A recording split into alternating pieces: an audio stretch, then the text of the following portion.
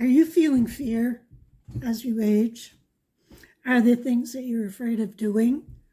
Or are there fears about what's going to happen in the future? Welcome to Senior Insights. My name is Cynthia, and we're going to talk about these very things today. First, we need to acknowledge that we have fears. Do you know that you have fears? Do you know what your fears are?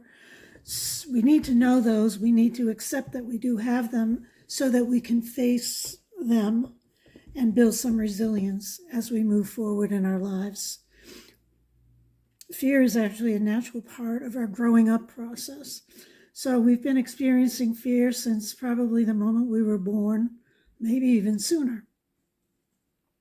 Fear of going to kindergarten, fear of going to college, fear of getting married, all those things. But now we have some fears that are pretty unique to seniors.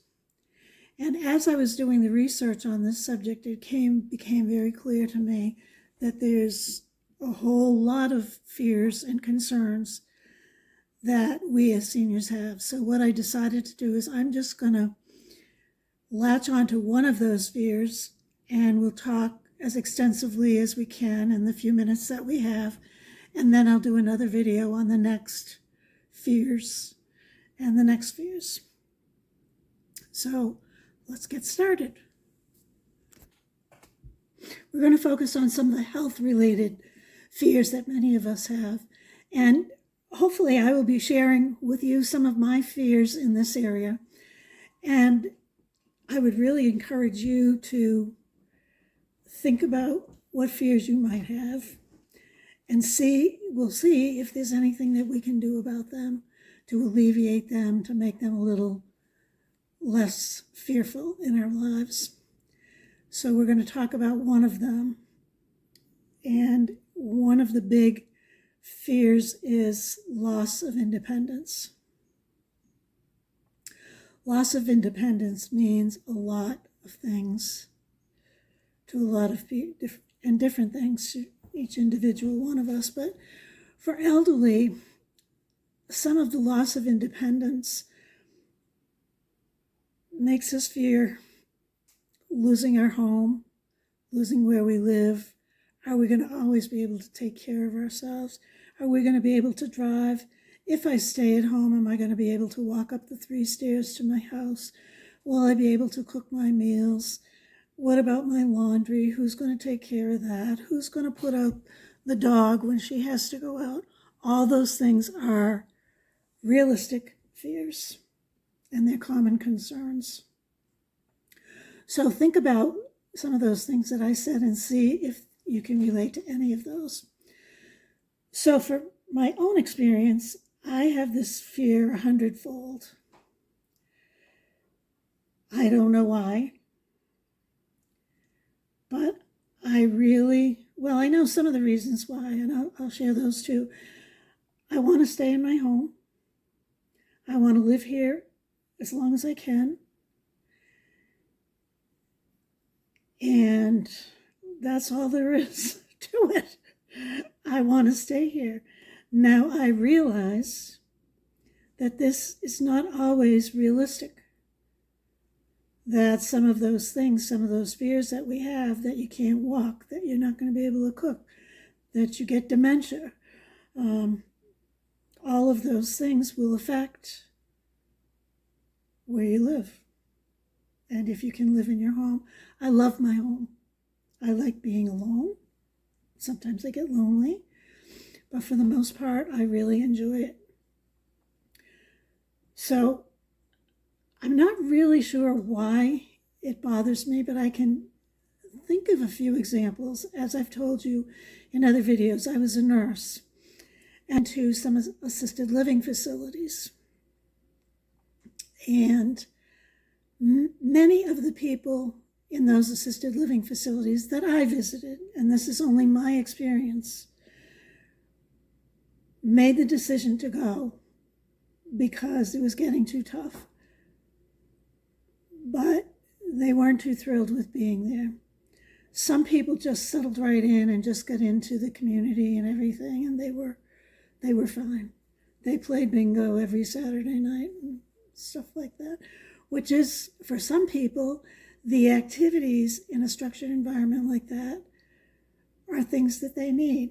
I have a woman that I know who just turned 90, and she just made the decision to sell her home and to move to an assisted living facility, but she's going to have an independent apartment, not directly connected to the assisted living. But she chose to move there because she would have a community dining if she chose. She would still have her own apartment. She would still have a lot of her own things. And they have social events and they have activities. And she is a very social person. She does volunteer work. She helps serve meals at the senior center. She does a lot of things. So she really needs that human contact. So she would be one that has probably made a good decision. But then I see others, have seen others who are not happy with being there, who feel like their family abandoned them, and they're miserable. One of the other things that happens when you go to a place like that, which is appropriate, I am not saying it's not appropriate. I'll tell you another story about my uncle, my 97-year-old uncle, who I am the power of attorney in. He is in a nursing home. He's in the long-term care section, and he is as happy as a clam. He loves it there. He is kind of king of the nursing home. He loves to play bingo, even if the only prize is a nickel ticket, so that he can save up his tickets to buy a candy bar. He loves it.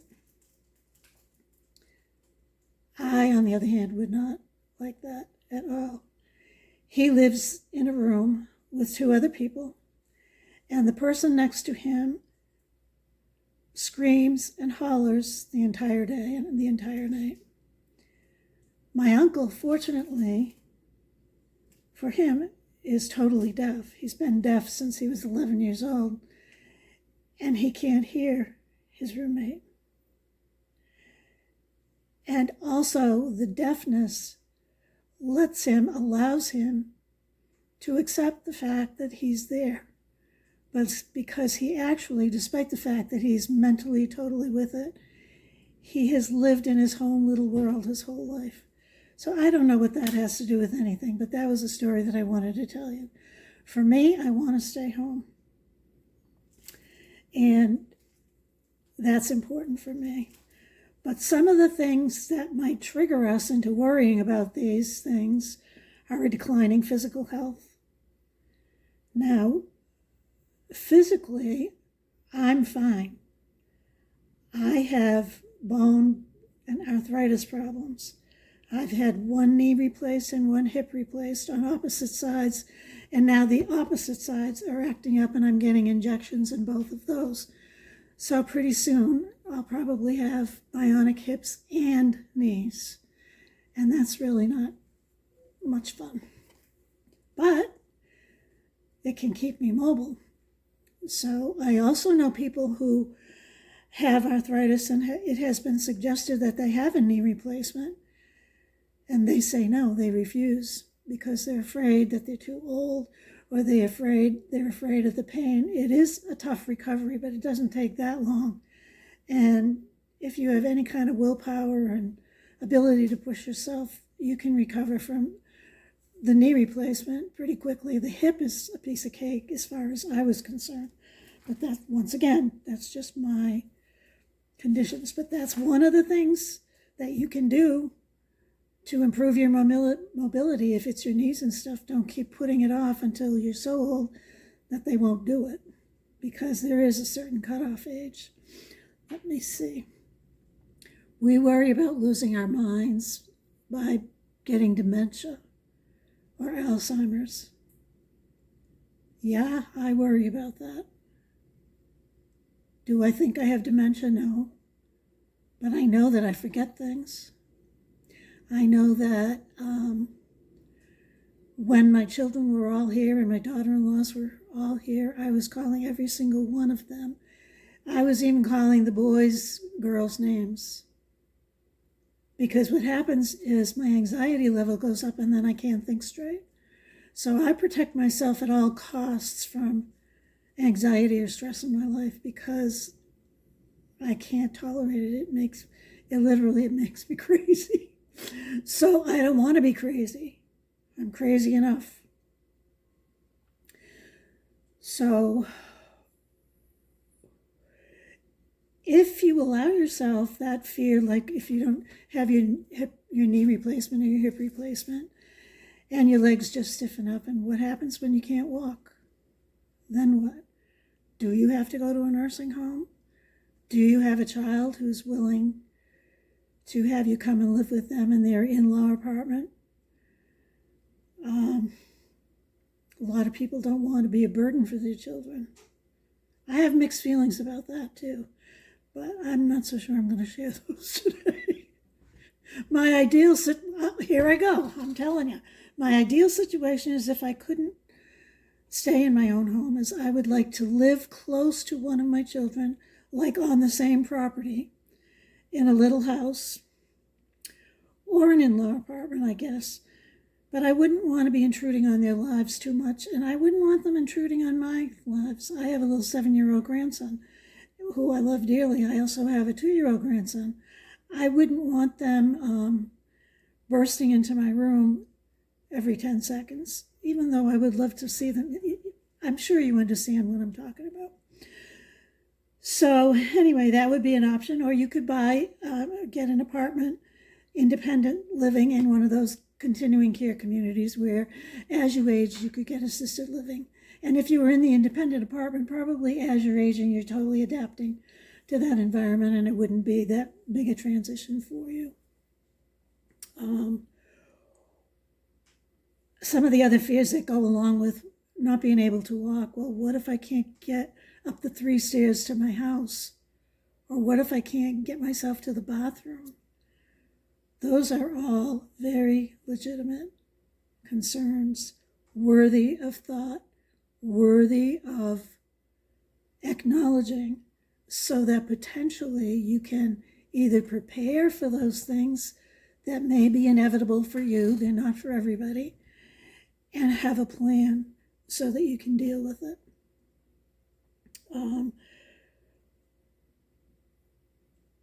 Okay. Some of us have chronic health conditions like diabetes or arthritis, and I shared with you what the arthritis has done to me. You can't see it like in my hands too much. You can see it a little bit, but I used to have beautiful hands. For that matter, I used to have beautiful legs too. They're awful right now. They look awful. So enough about diabetes and arthritis. We know what we can do for diabetes. We need to take care of it. We need to check our blood sugars. We need to make sure that we're eating low carbs and taking our medication as possible. We've got to stop smoking, all those kinds of things. And I talked about this one too. What about cognitive decline? What if I get Alzheimer's and dementia?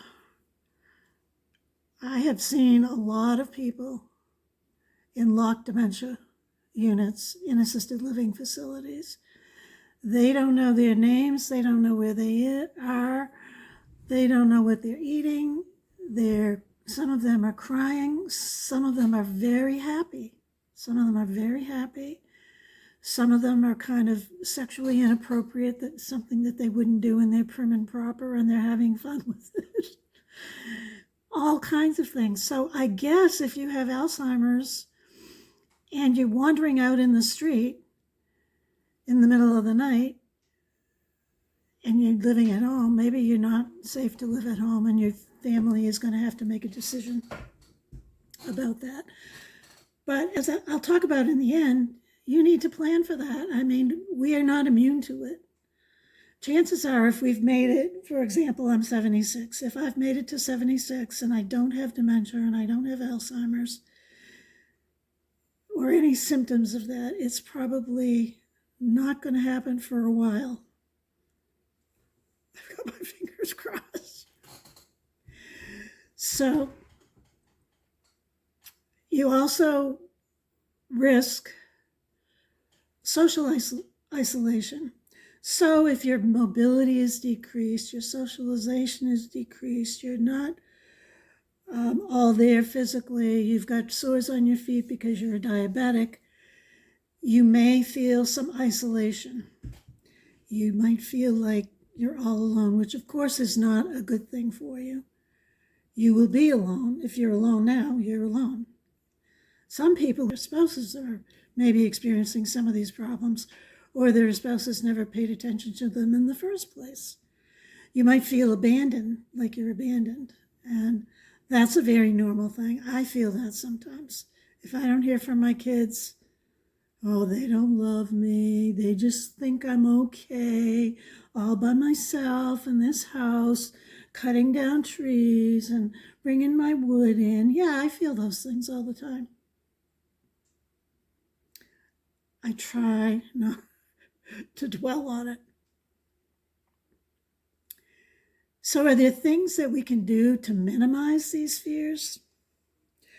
Well, one of the things I touched on in an earlier video, we can try and stay active. We can try and stay physically, mentally, and spiritually active. We talked about in one of the videos having hobbies, having other interests. Can you read? You don't have to walk to read. Can you knit? Can you crochet? Do you play computer games? Now, I play computer games, and I did a video on that as well. I'm sort of almost addicted, not quite, but I heard that video games are good for you. They keep your mind going, and you have to problem solve. And that's one of the things that I like about it. I can actually see progress when I'm playing those games in my skills.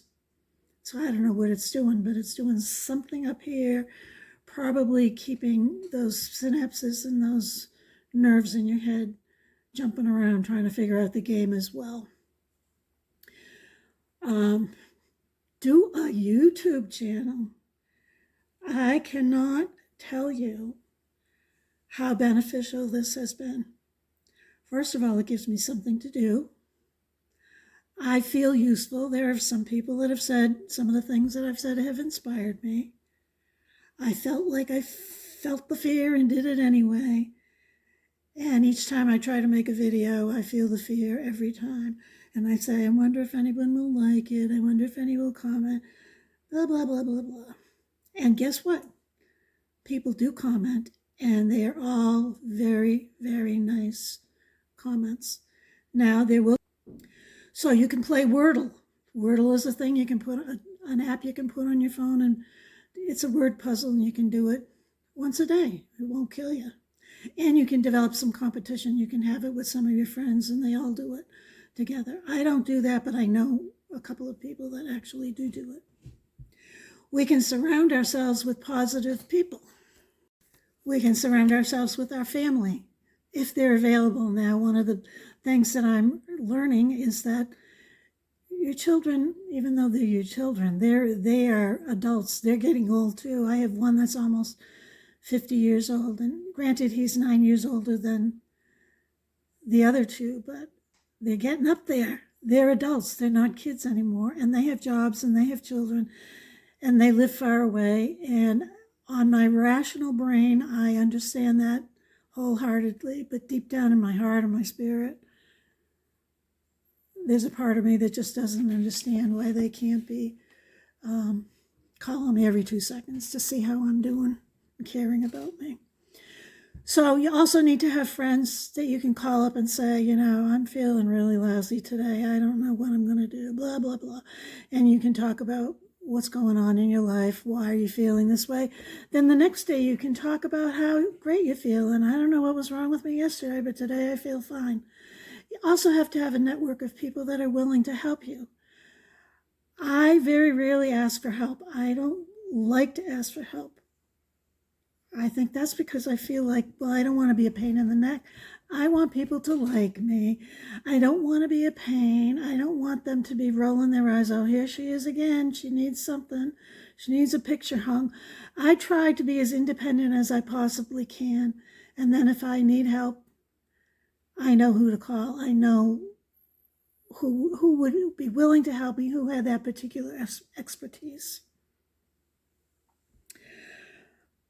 The other thing that you can do is don't run away from technology. Don't run away from it. It's here to stay. You need to learn how to do the basic things. I have a friend who still insists on having a flip phone. He doesn't believe in smartphones. I don't know. Now, the latest thing is AI. And to me, AI is very scary, but it can also be very useful.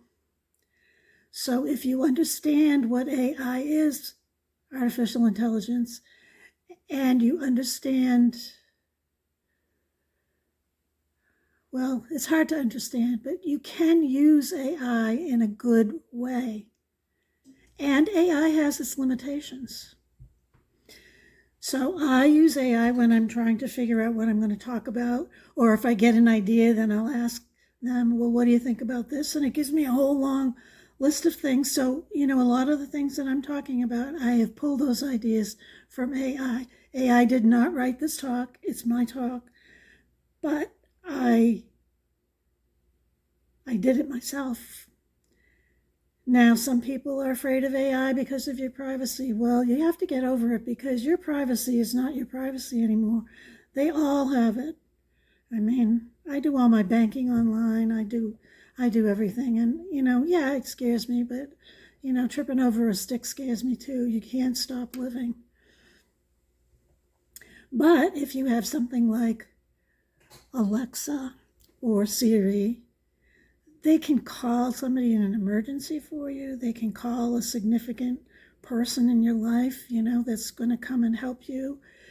They can call the fire department. They can call the police department. What is wrong with that? Nothing. Instead of wearing that thing around your neck, that life alert thing. Then you need to embrace using canes, walkers. I elevated my toilet. I got a higher toilet. I have grab bars in my bathroom, and I intend to have some more grab bars installed. I have them on my walkway so that if I'm barely walking, I can hang on to them and pull myself up. So those are things that will keep you in your home longer. Embrace all the things that you can do. You can do a lot of things still.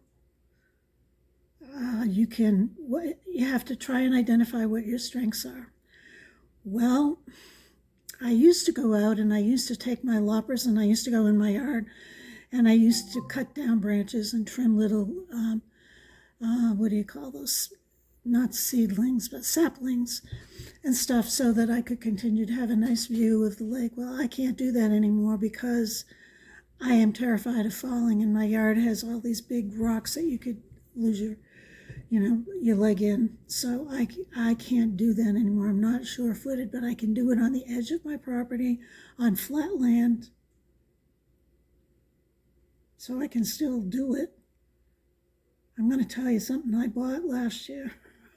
So don't laugh. I bought a pink chainsaw. Because I am going to clear off some of my property. I like doing things like that, so I bought myself a pink one. One of my reasonings behind it was so that I could go up next to the road and be cutting down trees and having one of my manly neighbors ride by and say, "What the heck is she doing out here? I'll go and help her cut down her tree." That's the basic idea. Think positive. Positive is really the way to go. Sometimes it's hard. I'm a pretty negative person. I can find fault in everything. I can find a reason why you shouldn't do this, why you shouldn't do that. But the reality is, all the research says, think positive, assume you can do it, take risks.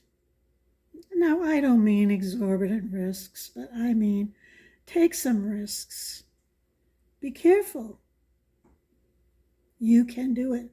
And then you can focus on your accomplishments. You can feel good about taking that risk and not falling down. Or trimming the bushes along the flat side of your house. and enjoy the way they look. You can do that. Try to avoid stress. That's a tough one. Stress is all around you. If you think about your kids, if you think about your money, if you think about your electric, if you think about your dog, there is stress everywhere. I try and avoid it at all costs because I cannot handle stress. It makes my mind like start forgetting things, start doing, I'm not nuts, but I do respond to stress with anxiety. I get a feeling in the pit of my stomach. I don't want that anymore. I'm too old for that. I have felt it and experienced it my whole life. Now I'm going to protect me. And one of the ways I protect myself is enjoying my home, enjoying YouTube, going out as little as possible, but I do still go out. I do still have social engagements. I belong to an elderly women's group. I visit my neighbor. I went out to lunch with my ex-boyfriend the other day. I still do things, but I'm very calculated in what I do because I need to protect myself so that I can believe that, yes, I can stay here for the rest of my life. And then this is the last and most important thing, and I'm sorry I've rambled on and on. As you're probably getting to know, I like to talk a lot. But anyway, you have to have a face-to-face meeting with your children or your significant other or your friend or your lawyer or your doctor or someone that will be involved as you get older, that will need to help you, that will help you with your final days, will help with your house, find out where is the safest place for you to go. You have to have those meetings with your children. You have to let them know what you want. I'm going to tell you what I told my kids. I told them, do not ever put me in a nursing home. I also said, but I do understand that there are times when it's not an option. I would just expect that you would do your very best to avoid this situation. Then I told them what I would like if I had to be removed from my home. I would like to live near one of you. My first choice would be this, my second choice would be that, and my third choice would be this. Share with your family those things. Now, I told my kids that if I was like walking around the streets naked at 3 a.m.